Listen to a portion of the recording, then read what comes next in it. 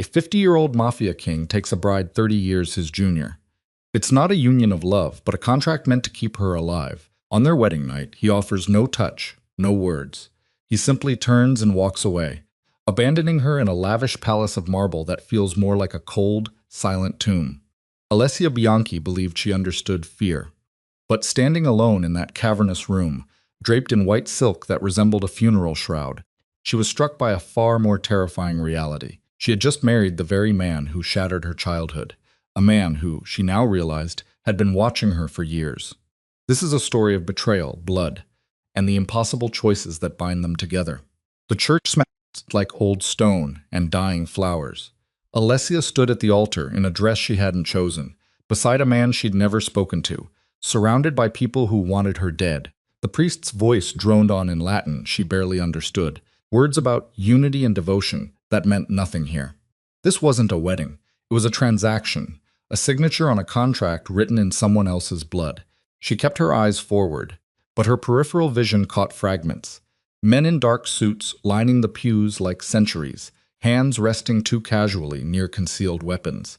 Women in expensive jewelry whose smiles didn't reach their eyes. And at the center of it all, the man beside her, Leo Moretti, 50 years old, silver threading through his dark hair, a scar cutting a thin line along his jaw. He stood perfectly still, hands clasped in front of him, expression carved from granite. He hadn't looked at her once. "Do you, Alessia Margherita Bianchi, take this man?" Her throat closed. The priest's voice faded beneath the rush of blood in her ears. She thought about running. The door was 20 feet away. She could kick off these ridiculous heels, gather the dress, sprint. But Marco Bianchi, her uncle, sat in the front row, his gaze heavy on the back of her neck. He'd made the terms clear 3 days ago. "You marry Moretti or I sell you to the Russo syndicate. They won't be gentle about breaking you in." So here she was, 20 years old, a pawn on a board she'd never asked to play on. "I do," she whispered. The priest turned to Leo. "And do you, Leo Osto Moretti?" "Yes." One word, flat, final, like signing a death warrant. The ring slid onto her finger cold, too tight. She stared at it. The circle of gold that marked her as property. Leo's hand withdrew immediately. No lingering touch, no performance of tenderness for the crowd. "You may kiss the bride." Silence stretched. Alessia's heart hammered. She'd been preparing herself for this moment, steeling her spine, building walls. But Leo simply turned to the priest, gave a single shake of his head, and stepped back. No kiss. The priest blinked, confused, but nodded quickly. "I now pronounce you husband and wife." Applause rippled through the church, polite and cold. Alessia felt disconnected from her body, watching from somewhere far away as Leo offered his arm. Not tender, just procedural, and she took it because she had to. They walked down the aisle together, strangers bound by law and violence. The car waiting outside was black, armor-plated, windows tinted so dark she couldn't see through them. Leo held the door open. She climbed in. He followed, settling into the seat across from her, not beside her. The door closed, the engine purred to life, and they drove in silence through streets she'd known her whole life, now foreign and threatening. She watched the city pass, the narrow alleys of the old quarter, the piazzas where she'd played as a child, the cafe where her mother used to buy her almond pastries on Sunday mornings. That life felt like someone else's memory. "You'll have your own room." Alessia's head snapped toward Leo, his first words to her. Not an introduction, not a greeting, just cold logistics. "The East Wing, second floor," he continued, still looking out the window. "Separate bathroom. You won't be disturbed." She didn't know what to say. Relief and confusion tangled together. "There are guards," he added. "They're not there to watch you. They're there to keep you alive. Don't leave the grounds without my permission." Permission like she was a child. "Why did you marry me?" The question escaped before she could stop it. His gaze finally shifted to her, gray eyes cold and assessing. She'd seen warmer looks from statues. "Because your uncle would have killed you if I didn't." That's not an answer. "It's the only one you're getting tonight." The car turned onto a private road, iron gates opening automatically as they approached. The estate sprawled before them, a villa that looked more like a fortress, all stone and sharp angles, lit by security lights that turned the gardens harsh and shadowless, beautiful and dead at the same time. Inside, the air was cool, the silence absolute, marble floors, high ceilings, artwork that probably cost more than most people made in a lifetime. It felt like a museum after closing, everything preserved and untouched. A woman appeared from a side hallway, older, maybe 60, gray hair pulled back severely, wearing a simple black dress. She looked Alessia over with the efficiency of someone evaluating livestock. "This is Teresa," Leo said. "She runs the house. If you need anything, ask her." Teresa nodded once. "I'll show you to your room. Wait." Alessia looked at Leo. "That's it? You're just sending me off?" "Yes, we're married. On paper." "So this whole thing," she gestured between them, "means nothing to you." His expression didn't shift. "It means you're protected. That's enough." He turned and walked away, footsteps echoing down a corridor until a door closed somewhere distant. Teresa cleared her throat gently. "This way, Mrs. Moretti." Alessia followed because what else could she do? They climbed a wide staircase, turned down a hallway lined with closed doors, stopped in front of one near the end. Teresa pushed it open. The room was large, decorated in cream and gold, a four-poster bed dominating the space. French doors opened onto a balcony overlooking dark gardens, expensive and impersonal, like a luxury hotel. "Your things were brought over this afternoon," Teresa said, gesturing to a closet where Alessia's meager belongings looked lost among empty hangers. "Bathroom through there. Kitchen is downstairs, but meals will be brought to you if you prefer." "Brought to me?" Alessia laughed, sharp and bitter, like room service. Teresa's expression softened slightly. "It's not what you think." "Then what is it? Safer than you being anywhere else." Before Alessia could respond, Teresa left, closing the door with a soft click. The lock didn't engage. She could hear the absence of it, but somehow that felt worse. She wasn't locked in. She was just expected to stay. Alessia walked to the balcony, pushed open the doors, stepped into night air that tasted like jasmine and decay. Below, the garden stretched into darkness. Beyond the walls, the city glittered close enough to see, too far to reach. She touched the ring on her finger already. It felt like part of her, this weight she'd carry forever. A sound made her turn. Nothing. Just the old house settling. She went back inside, closed the doors, and stood in the center of this beautiful empty room. 20 years old, married to a stranger, protected, Leo had said. But from what and for how long? She didn't sleep that night. Just sat by the window, watching shadows move across the grounds, wondering if she'd made a terrible mistake by not running when she had the chance. Morning came gray and cold. Alessia dressed in her own clothes, jeans, a sweater, nothing bridal, and ventured downstairs. The house felt different in daylight, less threatening, but more lonely. She found the kitchen eventually, following the smell of coffee and bread. Teresa was there, chopping vegetables with quick, precise movements. She glanced up, nodded. "There's breakfast on the table. Fruit, pastries, coffee already poured." Alessia sat more out of habit than hunger. "Where is he?" "Mr. Moretti left early. Business." "Business, of course." Alessia picked out a croissant, but her stomach was too tight to eat. She sipped coffee instead, bitter and strong. "Can I go outside?" Teresa paused mid-chop. "The gardens are yours. Beyond the walls, I wouldn't recommend it. I'm a prisoner here. You're alive here. There's a difference." Teresa set down her knife, wiped her hands on a towel, and sat across from Alessia. Her eyes, dark and sharp, held something that might have been sympathy. "My daughter was your age when she died," Teresa said quietly. "Beautiful girl, smart. She thought she could leave this life, start fresh in Milano. She made it 3 weeks before they found her." She paused. "They sent her back to me in pieces." Alessia's coffee cup shook in her hands. "Mr. Moretti is not a good man," Teresa continued, "but he keeps his word. If he says you're protected, you're protected. Don't mistake that for affection. Don't expect love, but don't doubt it either." She stood, returned to her chopping. Alessia sat in silence, processing. Then why did she leave? Because she thought freedom was better than safety. Teresa didn't look up. She was wrong. Days bled into each other. Alessia explored the house when guards weren't watching, which was never really, but she learned their patterns. 3rd floor is mostly offices and locked rooms. 2nd floor, bedrooms, including Leo's at the far end of the west wing. She never saw him enter or leave it. 1st floor, public spaces, all cold elegance and unused furniture. Basement she assumed, but the door was locked and no one offered a key. She walked the gardens, read books from the library. A massive room filled with leather-bound volumes in Italian, English, French. Most looked untouched. One shelf held newer paperbacks, mysteries, and thrillers, pages worn from reading. She wondered whose they were. At night, she heard sounds, doors opening and closing, low voices, once shouting, then silence. She stayed in her room during those times, door closed, pretending not to hear. Leo remained a ghost. She saw him twice in the first week. Once across the garden, speaking with men in suits, his voice too low to catch. Once in the hallway late at night, passing her room without stopping, without acknowledging her existence. On the 8th day, she broke. Alessia marched down to his office. She'd figured out which one from watching the guards and knocked hard. No response. She knocked again. What? Not a question, an irritated statement. She pushed the door open anyway. Leo sat behind a massive desk covered in papers, laptop open, phone to his ear. He looked up, annoyance flickering across his face, and held up one finger. Wait. She waited. He finished his call, something about shipments and routes, nothing she understood, and set the phone down, leaned back, studied her like she was an equation he couldn't solve. You need something? I need answers. No, you want answers.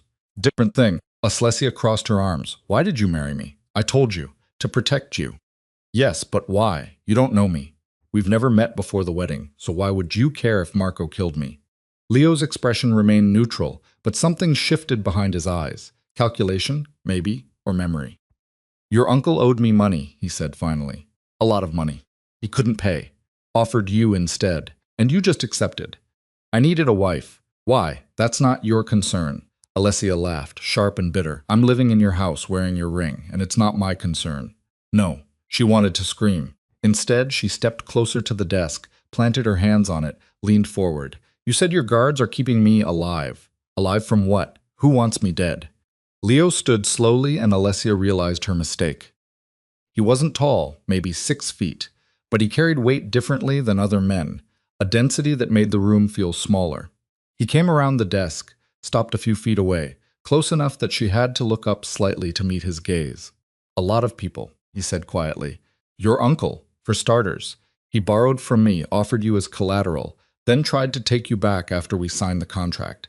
That makes you mine by law, which means taking you now would be theft. He won't risk that war. Anyone else? The Russo Syndicate. They wanted you for other purposes. I outbid them. Alessia's stomach turned. What purposes? Don't ask questions when you don't want the answers. Tell me anyway. Leo studied her for a long moment. They run brothels. High-end ones. Young women, especially ones with your background, sell well. The room tilted. Alessia stepped back, hand going to her throat. You saved me from that, she said slowly. By marrying me. Yes. Why would you do that? I told you. No. She shook her head. Money doesn't explain this. Protection doesn't explain this. There's something else. Something you're not saying. His jaw tightened. For the first time, a crack appeared in his control. Get out. Tell me. Get out. His voice didn't rise, but the menace in it froze her blood. She left, hurrying down the hallway, heart racing, hands shaking. Behind her, she heard the office door slam. That night, Alessia couldn't sleep. She kept replaying the conversation, turning his words over, looking for hidden meanings. I needed a wife. Why? Men like Leo didn't marry, out of social obligation. There was always an angle, always leverage. She got out of bed, pulled on a robe, and ventured into the hallway. The house was dark, quiet, except for the hum of air conditioning. She moved carefully, avoiding the main corridors where guards would be stationed. The library drew her back. She didn't know why, just instinct maybe. She slipped inside, closed the door, turned on a small desk lamp. Shadows leaped across the walls. She started with the newer books, the ones that looked red. Nothing helpful.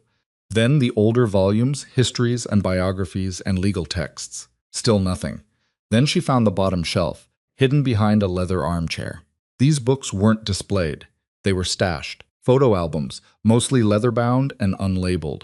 Alessia pulled one out, opened it. The first page showed a much younger Leo, maybe 30, standing beside a woman. She was beautiful, dark hair, bright smile, wearing a summer dress. They looked happy, almost normal.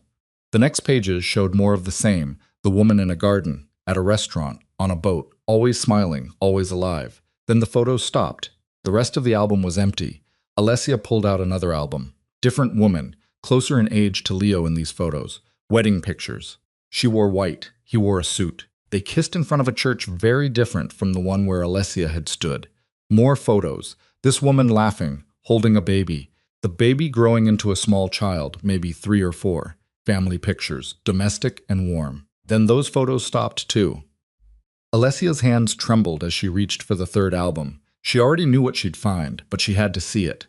This one started differently. Surveillance photos. Grainy, distant. A woman walking down a street, sitting in a cafe, entering an apartment building. The same woman captured over and over, unaware of the camera. Alessia turned the page and her breath caught. The woman was her mother. She recognized the pictures, knew them from her own memory. That cafe near the university. The apartment they'd lived in until Alessia was 7. The street where they used to walk on Sunday afternoons. Someone had been watching her mother. Someone had been documenting her life. The photos continued, growing more frequent, closer shots. Then photos of Alessia herself, young and oblivious, playing in a park, holding her mother's hand, laughing. The final photo made Alessia's stomach drop. Her mother's apartment building. Night smoke pouring from a third-floor window, fire trucks, police, and at the edge of the frame, barely visible in the shadows, a figure watching. She couldn't make out the face, but she knew. The door behind her opened. Alessia spun around, album falling from her hands. Leo stood in the doorway. He looked at the scattered photos, at her face, and something close to resignation crossed his expression. "You weren't supposed to find those," he said quietly. Alessia's voice came out raw. "You were watching my mother?" "Yes." "For how long?" "Years. Why?" He stepped into the room, closed the door, leaned against it like he needed the support. "Because she was going to testify against my brother, and my brother wanted her dead." The room spun. Alessia grabbed the chair to steady herself. "The fire," she whispered. "That killed her. That was not supposed to happen." Leo's voice was flat, emotionless. "My brother acted without my knowledge. By the time I found out, it was too late. You expect me to believe that?" "I don't expect anything. It's the truth." Alessia's hands curled into fists. "Your family murdered my mother and you. You've been watching me ever since. For what? Guilt? Protection?" "I don't want your protection. Too bad. You have it anyway." She wanted to hit him, wanted to scream, wanted to grab one of those heavy books and smash it into his face until he felt a fraction of the pain tearing through her chest. Instead, she asked, "Where is he?" "Your brother. Dead. I killed him 3 days after the fire." The words hung in the air. Simple and devastating. "You killed your own brother?" "Yes." "Why?" "Because he crossed a line." Leo's gray eyes met hers, and for the first time she saw something human in them, something dark and furious and deeply, permanently broken. There are rules even in this life. Killing civilians, especially women and children, that's a rule. He broke it. So I ended him. Alessia couldn't breathe. "And me? You married me because when Marco tried to sell you, I realized you were about to walk into the same hell your mother escaped. And I couldn't." He stopped, jaw working. "I couldn't let that happen again. So this is about guilt. Call it what you want. I call it a prison." Alessia's voice shook. "You've trapped me here to ease your conscience? I've trapped you here to keep you alive. For what? So I can live out my life in this beautiful tomb. Married to the man whose family destroyed mine?" Leo pushed off of the door, crossed her in 3 strides. She backed up, but he didn't touch her, just stood close enough that she could see the exhaustion etched into his face, the gray in his hair, the scar on his jaw she'd wondered about. "You want to leave?" he said, voice low. "Fine, walk out that door. I won't stop you. But understand this, you'll be dead within a week. Maybe less. The Russo Syndicate is patient, but not that patient. Your uncle is furious I took you, and there are others, people you don't know about, who see you as leverage against me now that we're married. Then divorce me. Doesn't work that way. Not in this world. Once you're marked as mine, you're always mine. That's the only thing keeping you safe." Alessia laughed, bitter and broken. "Safe? You call this safe? You're breathing, aren't you?" "Barely." They stood there deadlocked, fury and grief, and something neither of them wanted to name crackling in the space between them. Finally, Leo stepped back. "I'll have the albums removed," he said, voice returning to that flat, controlled tone. "You won't see them again." He turned toward the door. "Wait." He paused, didn't look back. "Did you love her?" Alessia asked. "My mother?" A long silence. "I never met her. I only knew her from the photos, from the reports. Then why protect me? Why go this far?" He glanced over his shoulder. The light caught his face at an angle that made him look older, tired, almost human. "Because someone should have protected her," he said, and no one did. Then he left, closing the door quietly behind him. Alessia sank into the chair, surrounded by scattered photos of a life she'd lost. a mother she'd never gotten to mourn properly, and a truth that somehow made everything worse. She picked up one photo, her mother smiling, unaware of the camera, unaware of how little time she had left. And for the first time since the wedding, Alessia cried. The next morning, the albums were gone. Alessia searched the library, but every trace had been removed, like it never happened, like her discovery had been erased. But she remembered, and she couldn't unknow what she'd learned.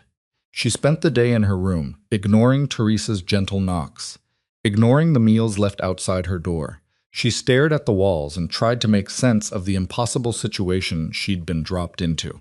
Leo had killed his own brother to avenge her mother. Leo had been watching her for years, protecting her from a distance. Leo had married her not out of desire or even strategy, but out of guilt and some twisted sense of responsibility. And now she was bound to him legally, and practically with no escape that didn't end in her death. As night fell, Alessia finally left her room. She needed air, needed space, needed anything that didn't feel like suffocation.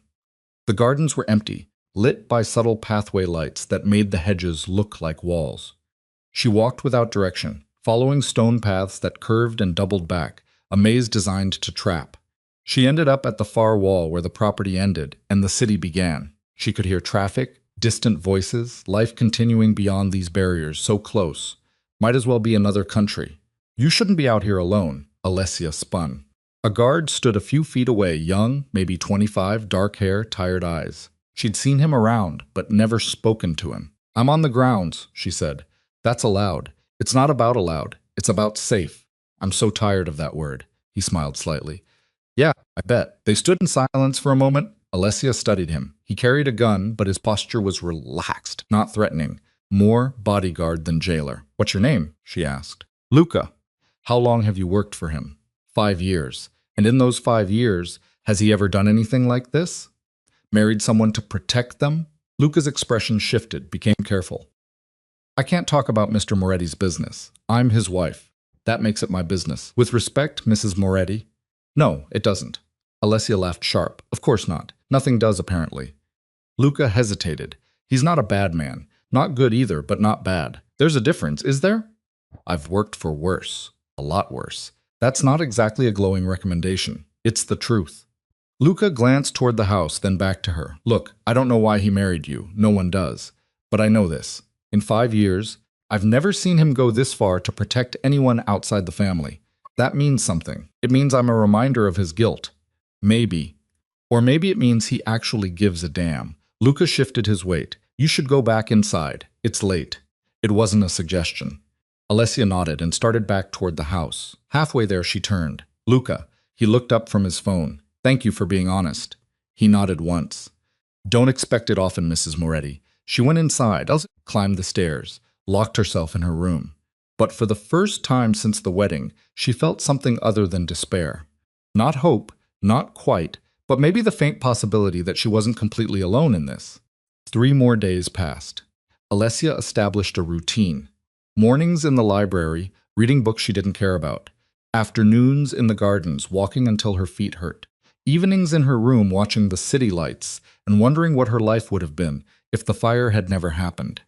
She saw Leo twice. Once through a window talking on the phone and looking furious about something. Once in the hallway, late at night when she'd ventured out for water and nearly collided with him coming out of his office. They'd frozen, staring at each other. Neither spoke. He'd stepped aside, let her pass, and disappeared into his room. She hated how her heart had raced in that moment, hated the confusion that tangled with her anger. On the 4th day, something changed. Alessia woke to voices outside her door, urgent, hushed. She got out of bed, pressed her ear to the wood. Just got word they're moving tonight. How many?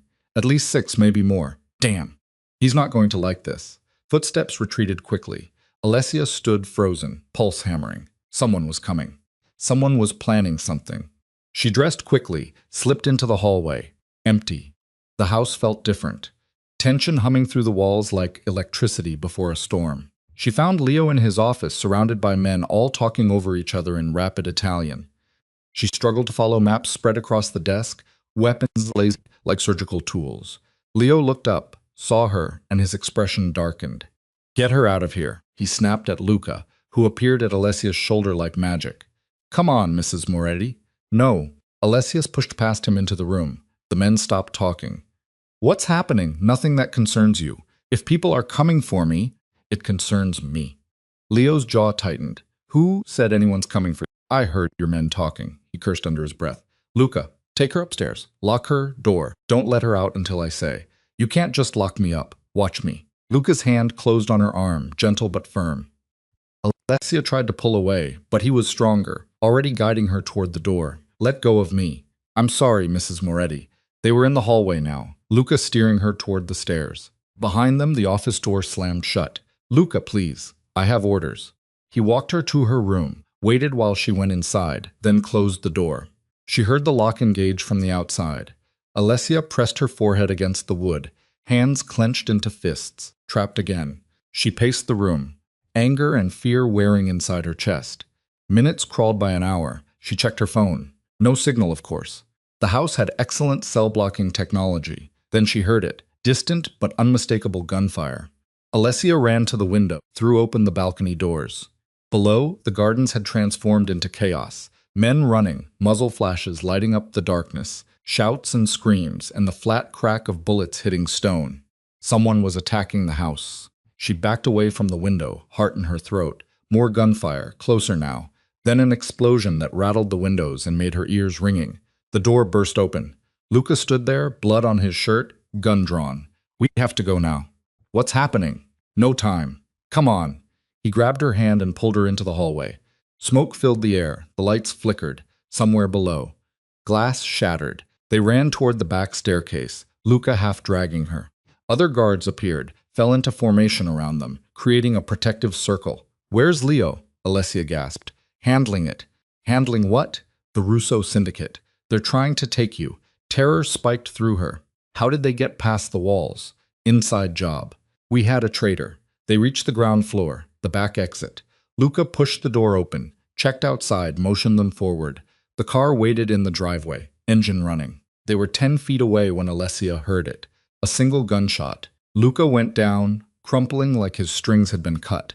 Alessia screamed. One of the guards shoved her forward into the car, slamming the door. The driver floored it, tires screeching, and they were moving, racing down the driveway toward the gates.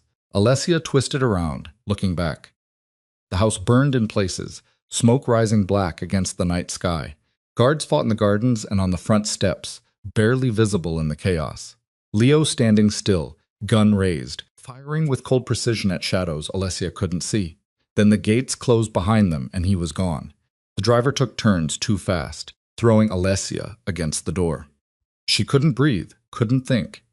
Luca's face kept flashing in her mind, the way he'd looked at her in that last second, resigned and sorry. Where are we going? She managed. The guard in the passenger seat glanced back. Safe house. Mr. Moretti's orders. Is he? He'll be fine. He always is. Alessia didn't believe him. How could anyone be fine in that hell? They drove for 20 minutes, weaving through back streets, doubling back, checking for tails. Finally, they pulled into an underground garage beneath an anonymous apartment building. The guard opened her door. 6th floor, apartment 604. Stay inside. Don't answer the door for anyone but me or Mr. Moretti. How will I know it's you? He pulled out his phone, showed her a number. Memorize this. If someone knocks and doesn't call this number first, don't open the door. Alessia memorized the digits, her mind struggling to function through the shock. They took her upstairs. The apartment was small, clean, impersonal. 1 bedroom, basic furniture, no personal touches, a place designed for hiding. Food in the fridge. Don't leave. I'll be back in a few hours. Then they were gone, leaving her alone in this new cage. Alessia sank onto the couch, shaking uncontrollably. The adrenaline was wearing off, leaving her hollow and terrified.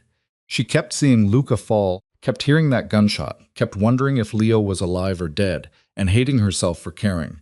Hours passed. No word, no updates, just silence and the distant sounds of the city beyond the windows. Dawn broke gray and cold. Alessia stood at the window, watching people go about their normal lives below. Walking dogs, heading to work, buying coffee, oblivious to the violence that had shattered her world again. A phone rang. Not hers. A cell sitting on the kitchen counter, one she hadn't noticed before. She picked it up, answered. Alessia, Leo's voice. Rough, exhausted, but alive. Relief hit her so hard she had to sit down. You're okay, she breathed. More or less.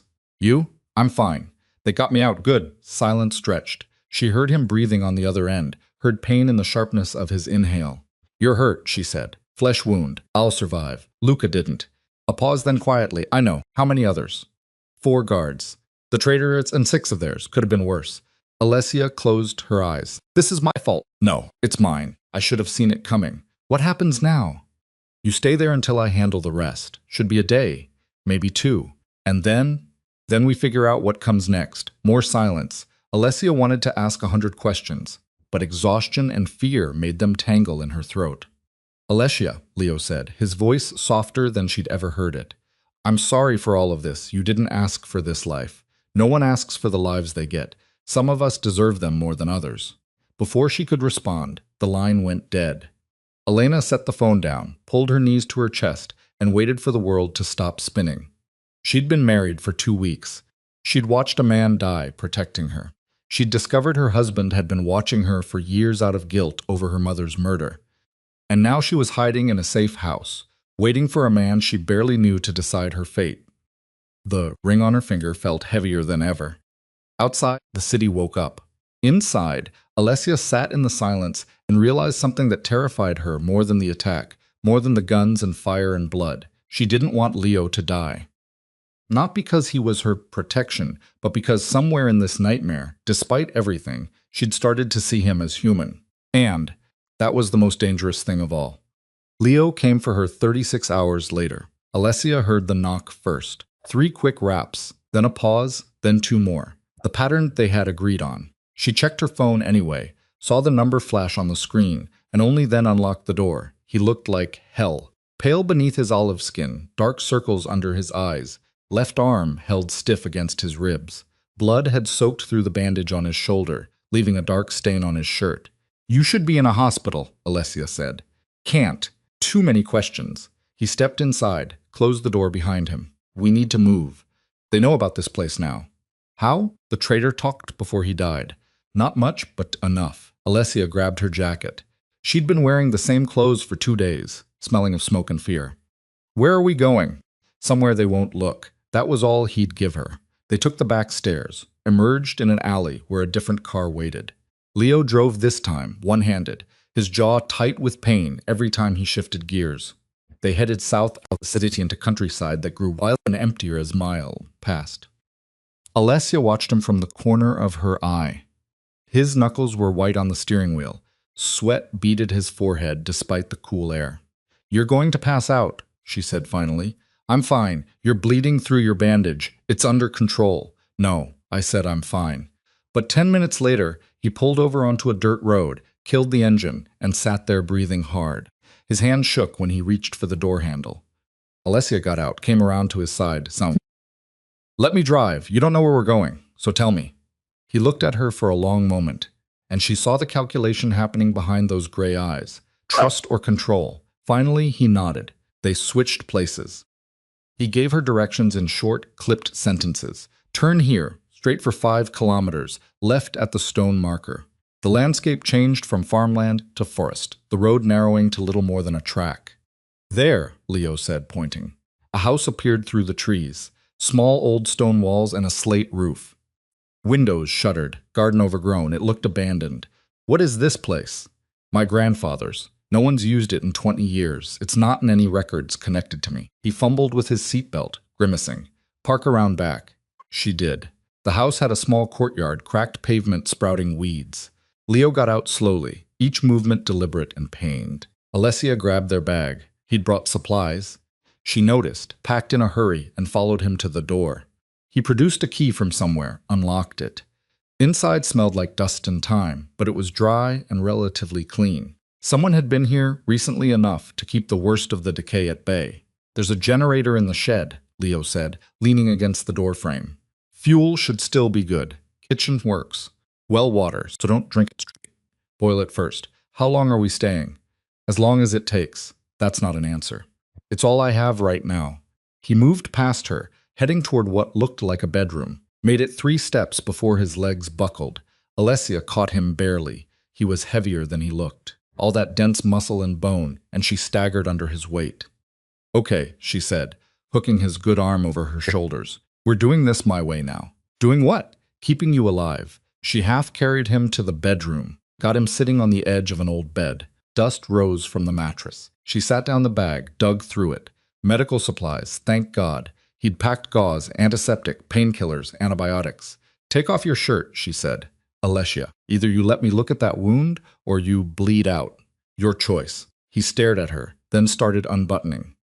His hands fumbled, unsteady. She had to help with the last few buttons, trying not to notice the way his skin was too warm, too pale. The shirt came off in pieces, stuck to the bandage beneath. The wound was worse than she'd expected. A bullet had torn through his shoulder front to back, and whoever had patched him up had done a rushed job. The stitches were uneven, some already pulling loose. Blood seeped from the edges. Who did this? Alessia asked quietly. Marco, my medic. He died in the attack. I'm sorry. He knew the risks. She cleaned her hands with the antiseptic, then carefully peeled away the old bandage. Leo's breathing went shallow, but he didn't make a sound. The entry wound was inflamed, hot to the touch. The exit wound on his back looked slightly better, but not by much. This needs real medical attention, Alessia said. Make do with what we have. She wanted to argue, but what good would it do? They were hiding in a forgotten house in the middle of nowhere. No hospital would take them without reporting it. This was all they had. So, she worked. Cleaned the wounds with antiseptic that made Leo's hands clench into fists. Applied antibiotic ointment, wrapped fresh gauze with hands that were steadier than she felt. The whole time she was intensely aware of his eyes on her, watching, assessing. Where did you learn this? He asked quietly. My mother, she was a nurse before. Before everything. I didn't know that. There's a lot you don't know about her, about me. Alessia secured the last of the bandage, sat back. There, that's the best I can do. It's good, thank you. She handed him antibiotics and painkillers, watched him swallow them dry. Then she helped him lie back, got him settled against pillows that smelled like mothballs. Get some rest, she said. What about you? Someone needs to stay awake. Make sure you don't die in your sleep. Alessia, I'm not arguing about this. His eyes were already closing, the painkillers and blood loss dragging him under. His breathing evened out, and within minutes, he was asleep. Alessia sat in a chair by the window, watching the forest beyond and listening to Leo breathe. Her mind wouldn't stop racing. 2 days ago, she'd been trapped in a villa, angry and confused. Now she was hiding in the wilderness, playing nurse to a man who'd taken a bullet, protecting his empire, protecting her. She kept coming back to that. The attack had been about her. The Russo syndicate wanted her, would keep trying until they succeeded, or until every last one of them was dead.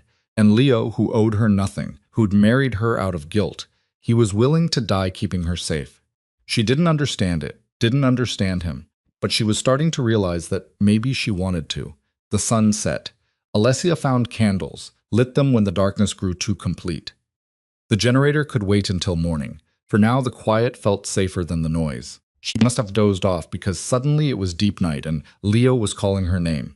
Alessia. She jerked awake, heart racing. He was sitting up or trying to, one hand pressed to his shoulder. What's wrong? Fever. His voice was rough, distant. Need water. She found bottles in the bag, helped him drink. His skin burned under her touch. The wound was infected. She'd known it would be, but had hoped the antibiotics would kick in faster. Lie down, she said. I'll get cold water. Try to bring the fever down. Stay. The words stopped her. She looked at him, saw him staring at nothing, eyes glassy. I'm not going anywhere, she said gently. They burned it down. The building. I told him not to. Told him she was just a witness, not a target. But he did it anyway. Alessia's breath caught Leo. She died, your mother died, and I couldn't stop it, couldn't fix it. Just like I couldn't fix Rosa, couldn't save Anna, couldn't protect. He broke off, pressing the heel of his hand to his forehead. Everyone I touch dies. That's the fever talking. It's the truth talking. He looked at her, then really looked, and she saw something raw and broken in his expression. You should run while you can before I get you killed, too. I'm not running. Why not? Because I'm tired of running. She meant it. Somewhere in the chaos of the last 2 days, she'd crossed a line she hadn't known existed. Fear had transmuted into something else.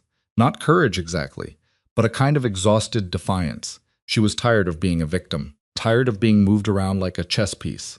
If she was going to survive this life, she needed to stop running from it. Leo's eyes closed again. You're crazy. Probably. She spent the night bringing him water, changing the cold compress on his forehead, monitoring his breathing. The fever climbed, peaked around dawn, then finally broke as the sun rose. He fell into deeper sleep, the tension leaving his body. Alessia stumbled to the kitchen, found coffee grounds that were probably stale, but she didn't care. Boiled water on a camp stove, made something that resembled coffee, drank it black and bitter while standing at the window, watching morning light filter through the trees. Her phone had no signal out here. The world beyond this forest might as well not exist. For the first time since the wedding, she felt something close to peace. Temporary, fragile, but real. Leo slept through the day. Alessia explored the house, found it had been maintained just enough to be livable. No rot, no leaks, just time and dust. 3 small bedrooms, a kitchen with a wood-burning stove, a bathroom with a rust-stained tub. Everything old, everything functional. She found photo albums in a closet, different ones than the library. These show Leo as a child, scrawny kid, with serious eyes standing beside an old man who must have been his grandfather. Other photos showed teenagers, young men, women Alessia didn't recognize. The weight of history pressed from every page. One photo stopped her. A young woman, maybe 20, holding a baby. She had Leo's eyes, that same gray intensity. Written on the back, Rosa and Matteo, 1992. Rosa. He'd said that name last night in his fever. Alessia kept looking, found more photos of Rosa, always with the baby. Then photos of just the baby growing into a toddler, then nothing. The album ended abruptly like someone had torn out the rest. She closed it, put it back. Some secrets weren't hers to uncover. When she returned to the bedroom, Leo was awake, staring at the ceiling. "How do you feel?" Alessia asked. "Like I got shot." "That's accurate." She checked his forehead. "Cooler." "Finally. Fever broke. You should eat something. Not hungry. Don't care. You need food to heal." She went to make something simple. Bread and cheese from the supplies. Canned soup heated over the camp stove. When she brought it back, Leo had managed to sit up, though the effort had left him pale. "You're stubborn," he said, taking the plate. "So are you." They ate in silence. Alessia perched on the edge of the bed, Leo propped against the headboard. The domesticity of it felt surreal. 2 weeks ago, they'd been strangers forced together. Now here they were, hiding in the wilderness, and somehow it felt more real than anything in the villa. "Rosa was my sister," Leo said suddenly. Alessia looked up. "She died when I was 19, overdose. She was always fragile, even as a kid. My father pushed her too hard, expected too much. She couldn't handle it." He sat down the barely touched soup. "The baby was my nephew, Matteo. He went to my aunt after Rosa died. I haven't seen him in 30 years. Don't even know if he's alive." "I'm sorry." "Why? You didn't kill her." "No, but loss is loss." Leo studied her. "You really believe that? My mother died when I was 7. I spent the next 13 years being shuffled between relatives who didn't want me until Marco finally took me in. Not out of kindness. He just wanted someone to cook and clean." Alessia met his gaze. "So yeah, I believe it. Loss is loss. Doesn't matter who caused it. And yet you're sitting here taking care of me. The man whose family murdered your mother. Your brother murdered my mother. You killed him for it. That doesn't balance the scales." "No, but it's something." They looked at each other across the small space, and Alessia felt the weight of everything unsaid pressing between them. Guilt and anger and something else. Something neither of them wanted to name. "You should rest more," Alessia said, finally, standing. "I'll check the wound later." "Alessia."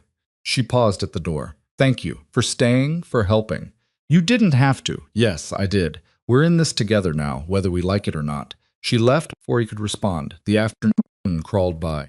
Alessia tried to read from the few books scattered around the house, but concentration was impossible. Her mind kept circling back to Leo, to the fever confessions, to the way he'd looked at her with something that might have been hope. She was in dangerous territory now, starting to humanize him, starting to see past the monster to the broken man beneath. That way led to complications she couldn't afford, but she couldn't unknow what she'd learned. Couldn't unhear the pain in his voice when he talked about his sister. Couldn't forget the way he'd protected her during the attack, taking a bullet that could easily have killed him. Maybe that was the point. Maybe she wasn't supposed to forget. Maybe this was how he kept people close, showed them just enough humanity to make them stay. Or maybe he was just as lost as she was, trapped in a life he'd never really chosen, trying to survive the only way he knew how. Evening came. Alessia made dinner. More canned goods, bread going stale. She brought Leo his portion. Found him trying to stand on his own. What are you doing? I need to move. Can't stay in bed forever. You were shot 2 days ago. I'm aware. She set down the food. Went to help him. He leaned on her more than he probably wanted to admit, and together they made it to the chair by the window. He sat heavily, breathing hard. Better? Alessia asked. Marginally. She handed him the food, watched him eat. He managed more this time, color slowly returning to his face. How long do we stay here? Alessia asked. Until I know it's safe. And if it's never safe, then we figure something else out. That's not a plan. It's all I have. Alessia sat on the edge of the bed, studying him in the fading light. Who were the other women in the photos? Leo's jaw tightened. Anna was my wife. She died in childbirth 20 years ago. The baby died too. I'm sorry, don't be. I wasn't good to her. Wasn't there when she needed me. Too busy building the empire, making money, earning respect. His voice was flat, matter of fact. She begged me to get out, to leave this life. I told her she was naive, that we needed the power, the protection. 2 months later, she was dead. Leo, I'm not telling you this for sympathy. I'm telling you so you understand who I am, what I am. I destroy everything I touch. Rosa, Anna, Marco, Luca, your mother, even if I didn't pull the trigger myself. He looked at her directly. You need to understand that before you start feeling anything resembling trust. I don't trust you. Good, keep it that way. But even as said it, Alessia knew it was too late. Trust had already started creeping in against all logic, against all sense, because trust wasn't built on safety or reliability. It was built on truth, and Leo, for all his violence and control, had been more honest with her than anyone in years. They sat in silence as darkness fell completely. Alessia lit candles again, their light painting shadows across Leo's face. He looked older like this, worn down by years of violence and guilt. Tell me about her, Alessia said quietly. My mother. I never met her, but you watched her. You have photos going back years. Tell me what you saw. Leo was quiet for a long time. She was careful, methodical. She never took the same route twice, always checked behind her, kept her routines irregular. Smart woman. She was terrified. She had reason to be. She'd witnessed something she shouldn't have, involving my brother's operation. He wanted her dead. She went into hiding, changed her name, moved constantly. But he was patient. Took him 3 years to find her. 3 years of running, and it still wasn't enough. No. Alessia stared at the candle flame, watching it flicker. She used to tell me we were on an adventure. Every time we moved, every time we changed names, she made it into a game. I didn't understand why until after she died. How did you end up with Marco? He was my father's brother. I barely knew him, but he was the only family left, so social services sent me to him. He tolerated me until I was old enough to work. Then I became useful. And when you stopped being useful, he sold me to you. The words hung in the air, ugly and true. I'm sorry, Leo said, and he sounded like he meant it. Don't be. If he hadn't, I'd probably be dead by now. Or worse. There are worse things than death in this world. I know. I've seen some of them. They looked at each other, across the candlelit room. Two people bound by violence and circumstance, neither quite sure how to navigate what they were becoming to each other. You should sleep, Leo said finally. I'll stay up for a while. Your fever just broke. You need rest more than I do. Alessia, we can trade off. You sleep now, I'll sleep later. You're not taking orders well. I never did. A ghost of a smile crossed his face, starting to notice. She helped him back to bed, checked his bandages, made sure he took more antibiotics. Then she settled into the chair, wrapped in a blanket against the chill, and kept watch while he slept. The forest was quiet around them, just wind through trees and the occasional animal sound. Alessia felt the weight of isolation pressing in, but it wasn't frightening. It was almost peaceful. For the first time in weeks, maybe years, she wasn't waiting for the next catastrophe.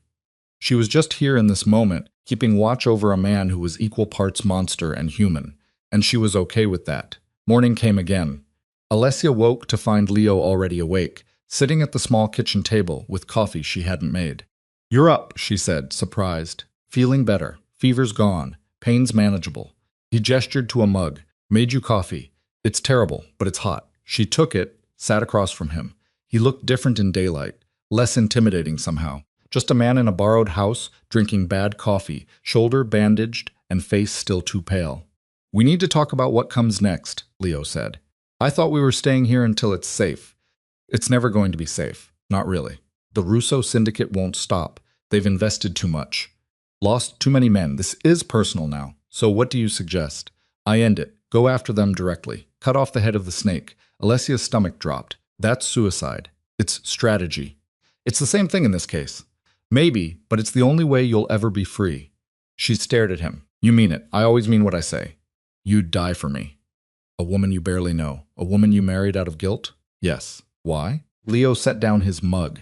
Because I'm tired. Tired of the violence. Tired of the guilt. Tired of watching people die for this empire I built. If I'm going to die anyway, and I am eventually, I'd rather it mean something. And I'm that something? You're the first thing in 20 years that's felt like it might be worth saving. The honesty of it hit her like a punch. Alessia looked away, blinking hard against tears she hadn't expected. That's not fair, she said quietly. To put that on me.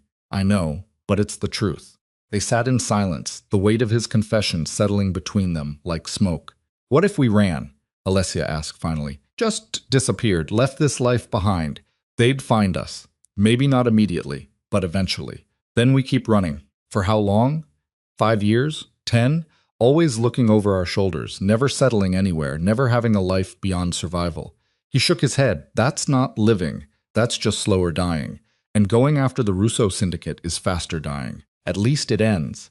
Alessia wanted to scream at him, shake him, make him see how insane this was. But looking at his face, she saw he'd already made his choice. This was how he wanted it to end, on his terms with meaning, trying to fix one of the 1,000 things he'd broken. When? She asked. Soon. I need a few more days to heal, then I go back. Not alone. Less. If you're doing this, I'm coming with you. Don't argue. You won't win. They stared at each other deadlocked. You're as stubborn as your mother, Leo said finally. I'll take that as a compliment. It was meant as one. The moment stretched, charged with something neither of them wanted to acknowledge.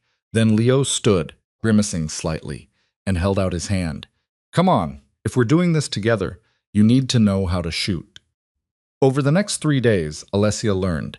Leo taught her with the patience of someone who'd trained countless soldiers, showing her how to hold the gun, how to breathe, how to aim. They practiced in the woods behind the house, the crack of gunfire echoing through empty space. She was terrible at first, flinching every time she pulled the trigger. But Leo was persistent, correcting her stance, her grip, her breathing, and slowly she improved. You're thinking too much, he said, on the 3rd day, standing behind her, his good hand adjusting her elbow. Don't aim with your eyes. Aim with your gut. That makes no sense. Try it anyway. She did. Stop thinking. Stop calculating. Just raised the gun and fired. The bottle 20 feet away exploded. See, Leo said quietly, his voice close to her ear. You know how. You just have to trust yourself. Alessia turned, found him closer than she'd realized. Close enough to see the flecks of darker gray in his eyes, the new lines the last few days had etched around his mouth. I don't trust easily, she said. I know. Neither do I. So, what are we doing? I don't know. But he didn't step back, and neither did she. They stood there in the fading afternoon light, the smell of gunpowder and pine surrounding them. And Alessia felt something shift. This wasn't the villa. This wasn't obligation or survival or guilt. This was something else entirely, and it terrified her more than any of the violence had. The moment broke when Leo's phone rang. He stepped back, pulled the device from his pocket, frowned at the screen. I need to take this. He walked toward the house, leaving Alessia standing alone with the gun still warm in her hands. She watched him go, watched the tension return to his shoulders, the careful control reasserting itself. Whatever had almost happened between them was sealed away again, locked behind walls. She was only beginning to understand existed. She set down the gun, gathered the empty shells scattered in the grass. Her hands were steadier than they should be. 3 days ago, she'd never held a weapon. Now it felt natural, an extension of her body. She didn't know if that made her safer or just more. When she returned to the house, Leo was in the kitchen, phone pressed to his ear, speaking rapid Italian. His expression was hard, closed off. He saw her, held up a finger, kept talking. Alessia busied herself, putting away the guns, checking the ammunition. When she looked up again, he'd ended the call and was staring at the wall like it held answers. What happened? She asked. They found the villa's security footage, the attack, all of it. Someone leaked it to the press. The press? Local news ran it this morning. Now it's everywhere. Video of armed men storming my property, the firefight, the bodies. He ran a hand through his hair, and she saw how his fingers trembled slightly. The police are involved now. They're calling it a gang war, asking questions. Can they trace it back to you? They already have. I'm officially a person of interest in a dozen murders, arson, weapons charges. His laugh was bitter, empty. 25 years I've kept the police in my pocket, and it falls apart in 48 hours. Alessia sat at the table processing. What does this mean for us? It means hiding isn't enough anymore. The Russo syndicate will use the media attention, push for my arrest, make me toxic to everyone who's ever worked with me. He looked at her directly. They're trying to isolate me before they make their final move. Then we move first. We're not ready. When will we be? Another week? Another month? Alessia stood cross to him. You said yourself we're running out of time. If they're closing in, we have to act now. Leo studied her face, searching for something. Fear, maybe? Hesitation? He wouldn't find it. Whatever terror Alessia had started with had burned away in the last 3 days, replaced by something colder, harder. You've changed, he said quietly. You needed me to. I didn't want this for you. Too late. I'm already here. They held each other's gaze, and Alessia saw the exact moment he made his decision. Saw the resignation, the grim acceptance of what came next. All right, he said. We go tonight. There's a warehouse where the Russo syndicate do most of their distribution. Small crew, 3 or 4 guards. We hit them there. Send a message. What kind of message? The kind written in blood. Alessia should have been horrified. Should have recoiled from the casual way he talked about violence. But standing in that kitchen, knowing what was coming for them, if they did nothing, she just nodded. Tell me what to do. They spent the afternoon preparing. Leo laid out weapons on the table, guns, knives, ammunition. He showed her how to load the magazines, how to clear a jam, how to check if a weapon was hot. Alessia absorbed it all, her mind filing away information with mechanical precision. Stay behind me, Leo said, checking his own gun. If shooting starts, find cover. Your backup, not front line, and if something happens to you, then you run. Get to the car. Drive north. Don't stop until you hit the border. I'm not leaving you. Alessia, we're doing this together, or not at all. His jaw tightened, but he didn't argue further. Maybe because he knew it was pointless. Maybe because some part of him didn't want to die alone. They left as the sun was setting, taking back roads, avoiding cameras. The warehouse was an hour away, nestled in an industrial area that looked abandoned. Leo parked 3 blocks out, killed the engine. Last chance to back out, he said. I'm not backing out. You might have to kill someone tonight. I know. Have you ever killed anyone? No, but I've imagined it. Alessia looked at him. Every day since my mother died, I've imagined what I'd do to the person responsible. How I'd make them hurt the way she must have hurt. And now that you know it was my brother, your brother's already dead. But the men in that warehouse, they're part of the same machine that killed her, that tried to kill me. So yeah, I can do this. Leo searched her face, and whatever he saw there must have satisfied him. He nodded once, checked his weapons one last time. Stay close. Stay quiet. Don't shoot unless I do. They moved through the darkness like ghosts. Alessia's heart hammered, but her hands were steady, the gun heavy and cold against her palm. Leo led the way, each step careful and deliberate. Years of experience guiding him through the shadows. The warehouse loomed ahead, lit by a single bulb over a side entrance. Leo held up a fist and Alessia stopped. He gestured to a stack of crates.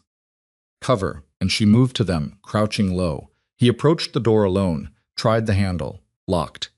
He pulled out something small, worked at the mechanism for 30 seconds, and the door clicked open. They slipped inside. The interior was vast and dark, filled with rows of shipping containers and pallets stacked high with unmarked boxes. Somewhere in the distance, voices echoed. Leo pointed left, mouthing the word 3. 3 men, maybe more. They moved deeper into the warehouse, using the containers for cover. The voices grew louder, clearer, Italian mixed with something else. Maybe Greek laughter. The casual sound of men who didn't know death was coming. Leo stopped at the edge of a container, peered around. Alessia risked a look over his shoulder. 4 men sat around a card table playing poker with money piled in the center. Guns lay within easy reach, but their attention was on their cards, on their game. They looked relaxed, bored even. Leo's hand tightened on his gun. Alessia saw the calculation happening, saw him counting angles, planning shots. Then he stepped out, weapon raised. Nobody move. The men's heads snapped up. For a frozen second, everything was still, then chaos. One man lunged for his gun. Leo fired first, the shot incredibly loud in the enclosed space. The man went down, the other scattering, chairs crashing. Another man got his weapon up, fired wild. The bullet sparked off metal somewhere above Alessia's head. She ducked, heart exploding, finger tight on her own trigger. Leo moved like water, smooth and fast, putting 2 more shots into the second man. He dropped. The third man had taken cover behind a pallet, firing blind. Bullets chewed through cardboard and wood, filling the air with debris. Leo pressed against a container, breathing hard, blood seeping through his bandage. The fourth man had disappeared. Alessia scanned the shadows, trying to see movement, trying to find him. There, a flicker maybe 20 feet to her left. He was flanking, trying to get behind Leo. She didn't think, just raised her gun, aimed the way Leo had taught her, and fired. The shot went high, hitting the container behind the man, but it made him turn, made him focus on her instead of Leo.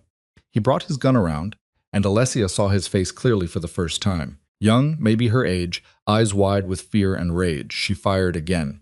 This time, she didn't miss. The man staggered, clutching his shoulder, gun falling from his grip. He stared at her with something like disbelief, then collapsed. The third man chose that moment to run, breaking from cover, heading for the exit. Leo let him go, already moving to check the bodies. 2 dead, 1 dying, 1 wounded. Alessia couldn't move, couldn't breathe. She stood frozen, staring at the man she'd shot, watching blood spread across the concrete. Alessia, Leo's voice sharp. "We have to go now." She looked at him, saw blood on his shirt, fresh blood, mixing with old. His shoulder had reopened. "You're bleeding. I'll survive. Move." He grabbed her arm, pulled her toward the exit. Behind them, the wounded man was moaning, begging in Italian for help that wouldn't come. The sound followed them out into the night, into the car, into Alessia's nightmares for years after. Leo drove fast, taking turns that threw Alessia against the door. She couldn't stop shaking, couldn't stop seeing that man's face, the shock in his eyes when her bullet hit. "Pull over," she managed. "Not yet. Pull over now."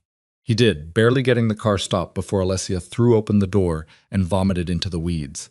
Her whole body shook, adrenaline and shock wearing inside her chest. She heaved until there was nothing left, then slumped against the seat, gasping. Leo said nothing, just waited while she collected herself, while the shaking gradually subsided. "I shot him," Alessia whispered. "You saved my life. I shot him. Yes, you did, and you'll carry that. But you're alive, and so am I, because you did what needed to be done." He reached over, took her hand. His palm was warm, steady. "That's the cost, Alessia. That's what this life takes from you. Little pieces until there's nothing clean left. I don't want to be like this." Then we end it. Tonight was the opening shot. Now they know we're coming. Alessia looked at him. Really looked. His face was pale. Pain etched around his eyes. Blood soaking through his shirt. He was falling apart, held together by will and medication, and sheer stubborn refusal to die. "We need to get you to a doctor," she said. "No doctors. Back to the house. I'll manage."